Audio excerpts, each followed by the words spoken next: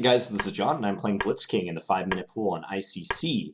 Alright, so something a little bit different for this video. I'm going to make a real effort to stay ahead on the clock, or at least even with my opponent. You guys know from my Dallas videos that I really want to make an effort to improve my time management, specifically against good players, higher rated opponents and whatnot. So I'm just setting myself the goal for this video of playing quickly and not worrying as much about move quality or even the result of the game. Just trying to get good positions to work with where I can fire out moves quickly and try to stay ahead on the clock. So let's see how it turns out against Blitzking. I'll still try to keep my commentary pace up, of course, but I can't promise how this will turn out. Blitzking is a tough opponent. I played him before. I think he's a national master. I don't want to blow his cover, but I believe I've even said who this player is in previous videos. And if it's the player I'm thinking of, he's quite a good player. So, all right, so bishop g5, they're trying to trade off the dark square bishops. Let's just play queen e3. I'm okay with the trade. I can take with the queen. Maybe I can target the d6 pawn. I'm thinking potentially like take on c6 now. Maybe do that, because they can't take my queen because I take here. So we can do this and then go after that d6 pawn. Actually, that looks like a tough pawn for black to defend now, because if queen e7, I have rook fd1. I'm just firing away there. All right, so far so good. I'm up 30-some seconds, and I don't see how black can defend this pawn easily. Looks like they're going to play queen f6 after this. Maybe bishop g4? Bishop g4 makes a lot of sense. I think I'm going to do it. Attack the knight. Yeah, knight c5. Okay, queen e3 or queen d2, which one? I think queen d2 is probably a bit better. Queen e3, though, has some merit as well. Okay, let's go queen d2, though. I want to keep my queen attacking d6. And then let's play g3. I'm just trying to take away queen f4 as an option for them. And it looks like they're going to try to attack my king. Okay, so h4 maybe now for black. We'll see. I really want to shift this knight. This knight is annoying. I'd like to get rid of it. I might need my queen back on e3, though, in order to do this. Yeah, let's play that. I know they can take and then play queen h6, but there's just something I'll have to deal with. Okay, take. Which way to take? Let's take with the h-pawn. I'm expecting queen h6. I think it would be a timely trade for black. Yeah, and we must take. Now d4 is kind of a weakness, so I have to worry about black exploiting that square in the long run. Maybe f4. f4 looks a little loose, though. Just play king g2 to start. Yeah, and they're going to develop and attack this pawn. f3. Okay, let's go f3. I know they can double up the rooks potentially, but we'll find out. Okay, now I can go here and maybe double up the rooks myself. Let's march our king to the center. I'm going to try to attack this pawn. Maybe I'll have to pitch an exchange. Kind of remains to be seen, but if black plays like knight e6 to d4, I may have to end up sacking on d4. I think this is a useful training method to do from time to time if you're having issues with the clock. Just like almost like exaggerate your time management in favor of just quick decisions. Okay, so let's come here as planned.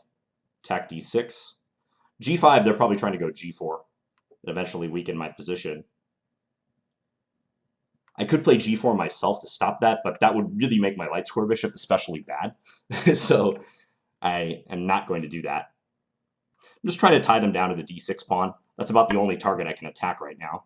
Okay, and at least I accomplished that goal of making that come back there. b3 potentially. I think they're going to transfer that knight to e6, so I'm going to try to prepare a defense to that. Okay, yep, that makes sense. So if they take, I get to take with the bishop at least. Don't know if this is a great improvement for me or anything. Probably not, but... Check. Okay, so come back here. Yeah, let's do it. Force a trade. Or offer a trade, not necessarily forced. They could play rook h3 if they wanted. Rook h3, I'll probably play rook g2 and just kind of defend. I'm worried about knight e6 to d4, though. That's a maneuver I think black will eventually play. Probably they should do it right now. Yep, and they do. Okay, so let's bring the bishop back here. I'm worse in this position, absolutely no question about it. Offer a trade of the knights. Yeah, let's do that. If c5, maybe I can come back to c3 and try to use the d5 square, the d5 weakness eventually. And it's a little bit slow, though. Don't know how good an idea that is. Okay, let's do that. Kind of a tough question which way black should take. If they take with the e-pawn, they get the e5 square. Yeah, taking that way looks pretty good, though. I'm going to try to play for activity with my rook. I'm going to go rook here and attempt to attack them a little bit. He wants to put a stop to that. He's going to transfer the knight d7 to c5. Okay, so rook a3, rook takes b2, rook takes c5. Now the d-pawn is very dangerous then. All right, I'm going to come back. Not happy about that, but I think I had to do it. Yeah, this plan of bringing the knight around is really annoying now. Okay, let's play bishop f3. Just bringing that in. Got to come here to defend. You can play d3 now. Tough position. Just get a little closer.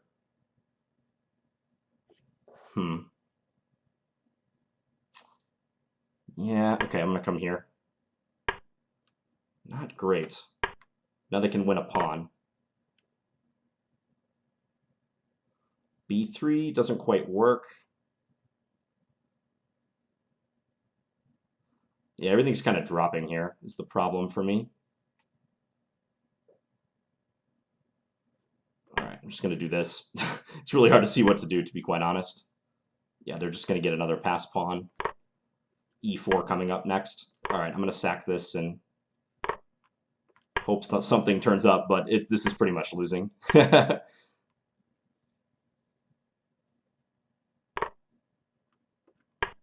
Okay, we'll come here. Rook h5. Not even really a threat, but maybe could do something. Let's run this pawn. So black is totally winning now. That's pretty clear.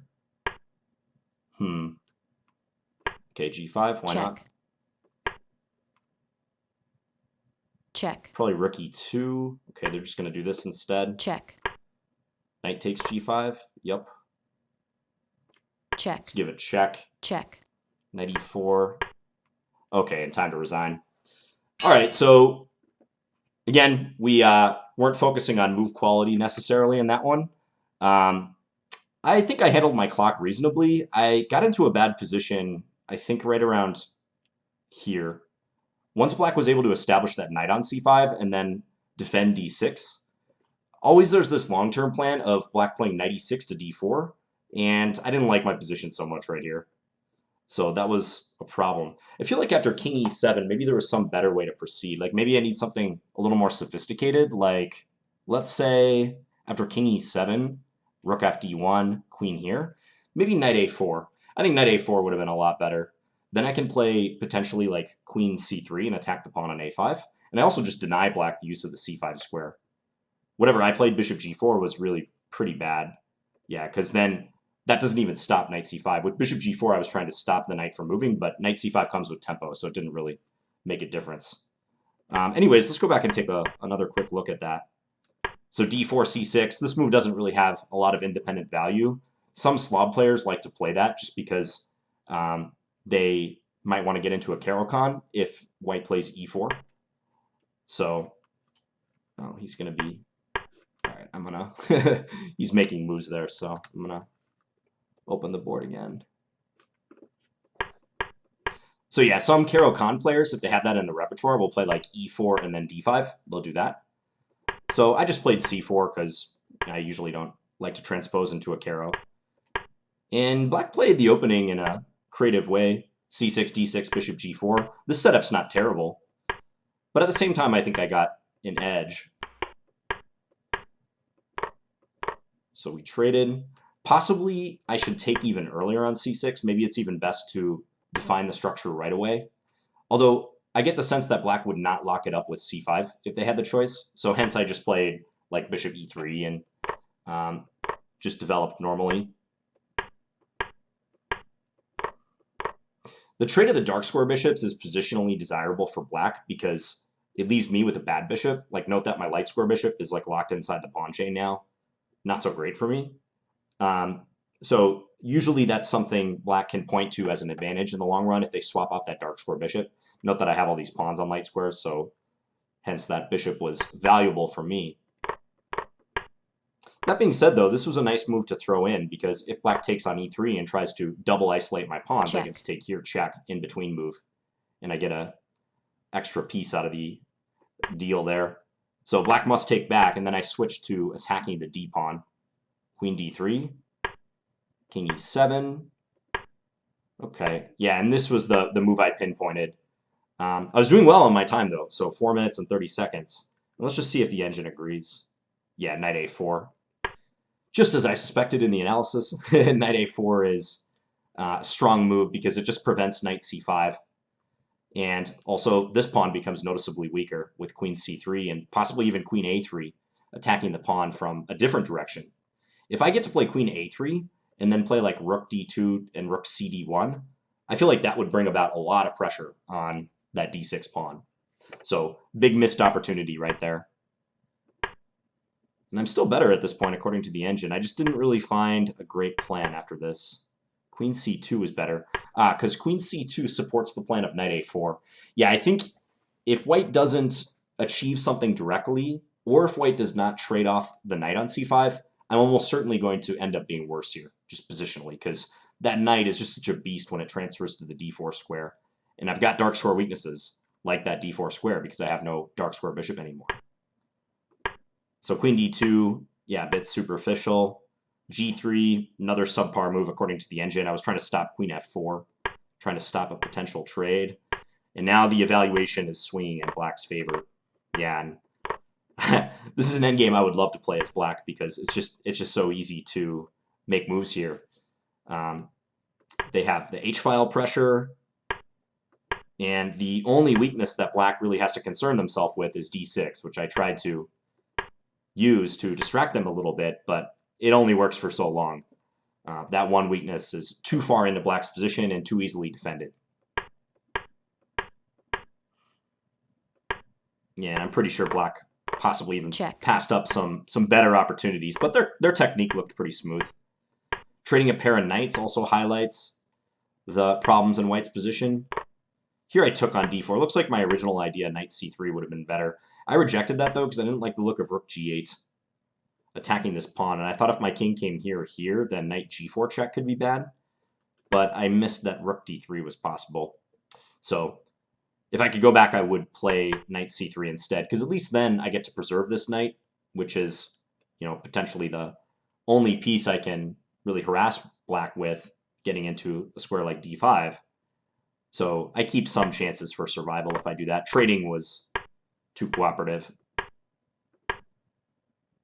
Here I wanted to play rook a3, but I just didn't see anything after takes, take here, and then I think like rook c2 was the move, or even potentially just pawn d3, and it's hard to stop this pawn. White's bishop doesn't play at all.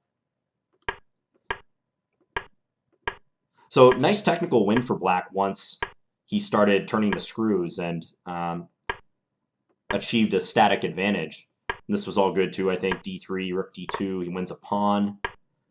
And then nice play with f5, not really even worrying about losing the f5 pawn. It's more important to get a connector.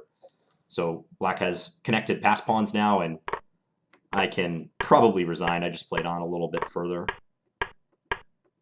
in the hopes of a miracle. Check. But okay, this was my goal for this game, was to just keep up with my opponent on the clock. And doing commentary on top of it, I think, is even slightly more of an achievement than just keeping up with your opponent normally. So I'm going to play a couple more games, and we'll see how this strategy goes. We'll see how it pans out. Thank you guys for watching, and I'll talk to you guys again soon. Bye.